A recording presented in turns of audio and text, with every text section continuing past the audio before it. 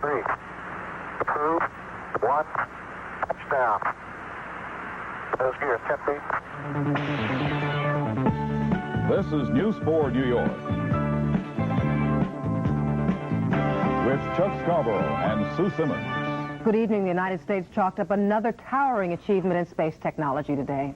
The Space Shuttle Columbia and its two-man crew hurtled through the most dangerous moments of their flight into space and back and ushered in a new age in space exploration. They survived the searing heat of re-entry at 25 times the speed of sound to make a spectacular landing at a desert airstrip in California. To those waiting on the ground, Columbia first appeared as a tiny white speck. What a way to come to California. What a way indeed, a powerless 5,000-mile glide from space in a 75-ton craft.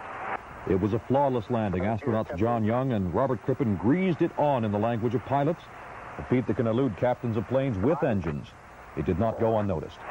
3, touchdown. Talk about skipper. Welcome home, Columbia. Beautiful, beautiful.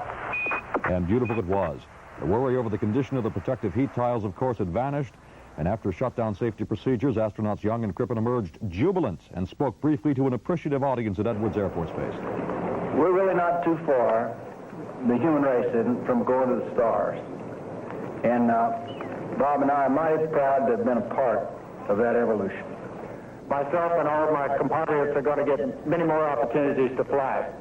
And I think that, as has been said here, we are really in the space business to stay. Thank you. Well, those two astronauts wasted no time in returning to the Space Center in Houston. They got a hero's welcome from all those behind-the-scenes people that made the mission possible, and they reflected on what their voyage means. And I think the American public is going to get their money's worth out of this baby, because it will allow us to do in the 80s and 90s just exact things that we must do for our defense and to advance science and technology, the real cornerstone of what it's all about in this country. We got the capability right now, and so I say to everybody here, let's just press on and do it. The astronauts will spend next week sharing what they learned in space with scientists. Well, the voyage of Columbia was a tremendous feat for all people across the globe. After years of disappointment, those in mission control stood and cheered when they knew it was mission accomplished. President Reagan told us astronauts Young and Crippen, "Your brave adventure has opened a new era in space travel. Our friends and adversaries are reminded that we are a free people capable of great deeds." Millions of Americans were glued to their television sets, and in New York, they cheered in bar rooms and classrooms and everywhere else.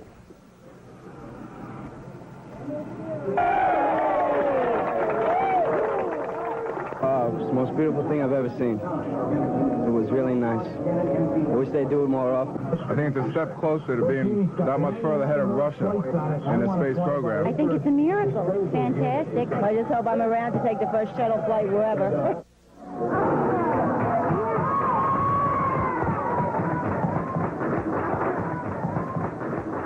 We beat the Russians.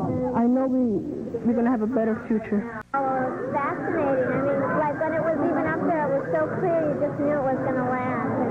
And it came in so smoothly. Russia's reaction was rather sour, though. The Soviet news agency TASS said the shuttle program will be used to test the latest weapons that will be put in outer space. Well, coming up later in this newscast, Dave Gilbert talks to some Earthbound would-be space cadets. An Irish activist, Bernadette Devlin, brings her cause to New York City when News 4 New York returns. Amoco took 14 benefits people want in gasoline and put them all into one product. Amoco Premium Lead-Free. It's the higher octane lead-free that helps stop vapor lock in summertime, helps stop engine knock and run-on, and gives you good mileage. It's the gasoline with 14 benefits you want to help your car run the way it should. It's one of Amoco's 2 problem-solving lead-free fuels. You expect more from a leader. Today, business travelers like you are flying the USA on U.S. Air. Because U.S. Air is constantly expanding its routes, its schedules, and its service to fit your business travel needs. With 5,500 flights a week to over 70 cities. For your next business trip, fly the USA on U.S. Air.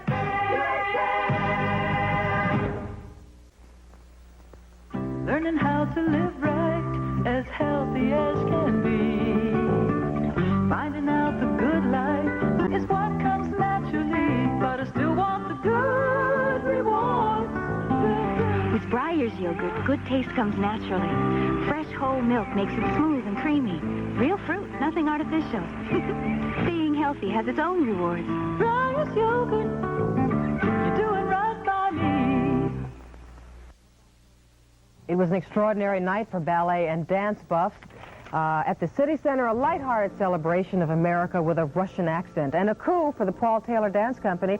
For tonight only, those two giants of the ballet stage, Rudolf Nureyev and Mikhail Baryshnikov, performed together for the first time. We took in a rehearsal of one of the works on the program, a sort of all-American spoof called From Sea to Shining Sea, with a cast including, besides the Russians, Wen Verdon and Hermione Gingold as Mae West.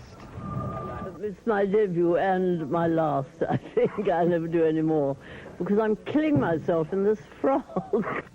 Well, tonight's benefit, we repeat, tonight's performance was a benefit for the Paul Taylor Company, which will be performing at the City Center for the next 3 weeks.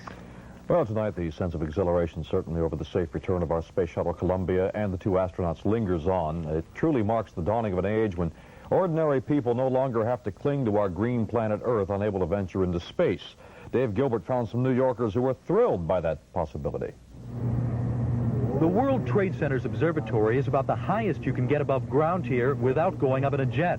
And the view's about the same. With the rain now, you cannot see too far. But in the future, we may be able to get a view of Earth like this. Not with me taking it. I need an Instamatic. At some point in the future, it's believed the shuttle will take on passengers, and many New Yorkers say they'll be first in line for tickets. I want to see what's up there. Why? Why? Because it's something that I never experienced and a lot of other people haven't experienced. The only bad part about it, Joe, is we're going to have to come down. Do they have first class? I don't know. Well, if they did, I would go first class. If not, I would go coach. I'm here, I'll stay. Unless, of course, they put women up there, then I'll go up there. That's a great camera. It really puts out a nice picture. What would you want to see up there? I like to get a close-up look at the moon, stars, you know, all that stuff. Of course, there always are pessimists who don't like space travel. You can't even get the trains or the buses running. How are you going to get a shuttle running? Well, NASA did it today. Would you buy a ticket? That was just a lucky shot, honey. That was a lucky shot. You know, things don't come that easy. I tell you, sometimes I even doubt if we ever really went to the moon, the way they made Star Wars and all that stuff. There are skeptics everywhere, right? Thanks, Dave. That's it for tonight. Have a nice night. Oh, good night.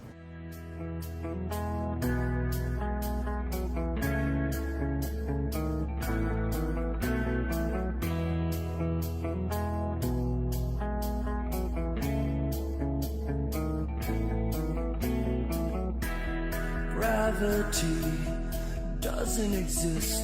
There's no such thing as a solar eclipse. Gravity doesn't exist.